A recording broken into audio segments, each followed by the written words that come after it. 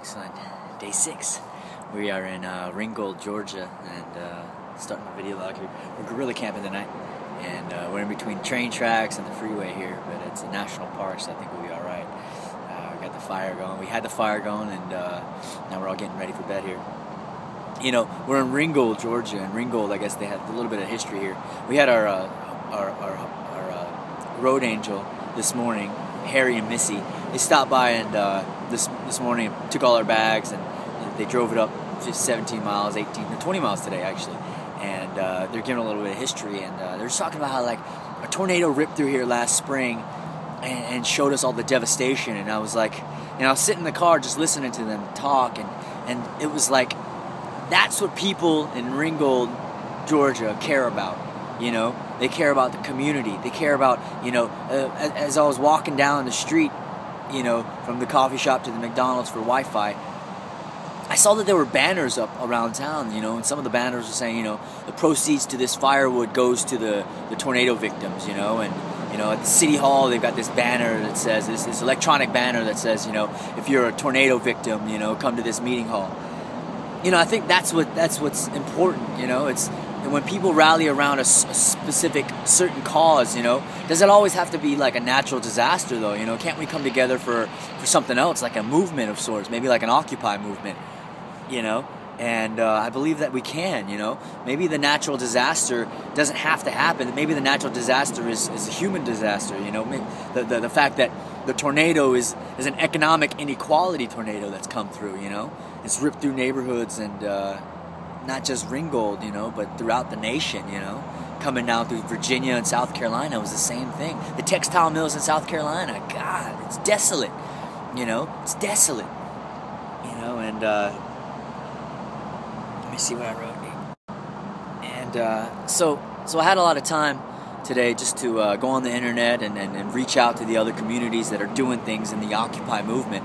And I found this group called Occupy the Roads, and basically it's an RV that this woman named Janet is running, and she's got a whole team. They've been going to, I think, 48 different occupations. They've gone to 48 different occupations, and they left November 8th. We left November 9th from the NYC March to DC. So just giving you the time frame here. 48 different occupations. I mean, the experiences that she has is invaluable, you know. I so want to meet her, you know. I told her that we'll be in Chattanooga, and I hope she stops by, because that is what I want to be around. I want to be around people that have experienced and seen the parallels and the similarities and the differences between all the different occupations. Because everywhere we've gone thus far, each occupation has its own personality, you know. Richmond, Virginia has its own personality. Raleigh, North Carolina has its own personality. Durham and Chapel Hill have such different personalities between all three of them. And that's the triangle area of North Carolina, you know. And it's all different personalities, and it's like I can't imagine, you know, what it's like in Boston compared to Philly, compared to Chicago, compared to LA, you know, and this woman and her team has. And it's, you know, look her up, Occupy the Roads on Facebook, and give her a shout out. Her name's Janet. And also Occupy Walk is starting in 2 days. You know, they're leaving 2 days from now from San Diego, Freedom Plaza, San Diego. They're marching all the way to Zuccotti Park. 2,000 miles, 4,000 miles. You know, and it's like, that's not even a joke. They're serious. You know, and it's like, I was able to message them all day today and really just support them, you know, by giving them my strength and my experience, you know, about what works and what you can capitalize on, you know, making press releases, you know, reaching out to the community, trusting that it doesn't take 3 months of planning to get it off the ground. You know, when we left DC, we had 36 hours. You know, when we left Atlanta, we had 7 days, you know, and it's like, it doesn't take that long of planning, because it all changes. It flies out the window once you're on the road, you know. You can't expect road camping, you know. You can't expect what the road is going to look like if you've never traveled that road. And I think that's the beauty of it all, you know, because it's unknown, you know, yet we have the courage to walk through that unknown. And, you know, that's that solidarity that we talk about, you know. And I think I like striking that nerve again and again and again. It's the solidarity. Like, we don't necessarily have to know them. Like, I don't have to know who's in Occupy the Roads or who's in Occupy Walk, yet we all know what's going on, you know, yet we're all standing for the same thing, you know, and recently we've been getting a lot of flack for, you know, the selectiveness of Occupy May Day, and I look at it like, you know, we're giving it a shot. You know, it's like if we never experimented, if we never evolved, if we never innovated, you know, we'd always be stuck. You know, I look at it like, let's give this a shot as well. And if it sucks and it doesn't work, then we'll throw it out the window, you know. And I have no problem, no qualms with that. But I hate not to give it a shot, you know. And that's what I really keep pushing for. You know, let's give it a shot. You know, we're a mobile occupation that stands in solidarity with Occupy Wall Street. And we're attempting something new.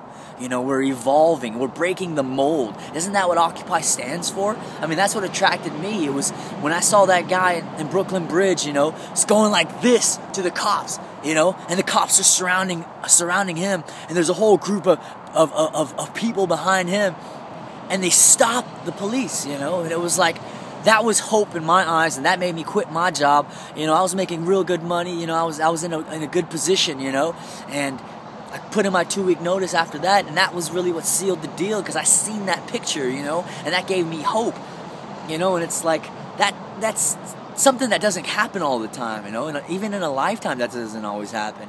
And I saw it.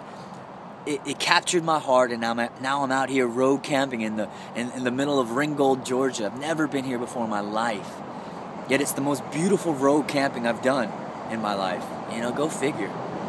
You know, and I just want to end with this here. You know, sharing is kind of like the thing that keeps coming up over and over again, sharing. And what I mean by sharing, it's like with this small group, and I don't know if it's because we were selective, I don't know if it's because if everyone here is working, I don't know what it is, but with this small group, there's been immense amounts of sharing.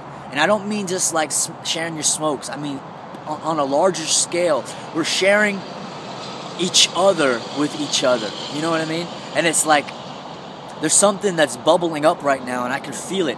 You know, I can feel it when we work together. You know, when Darren is working with Andrew, when I'm working with Turtle, when Peter's working with all of us. You know, there's a certain vibe that's bubbling up. You know, and it's amazing.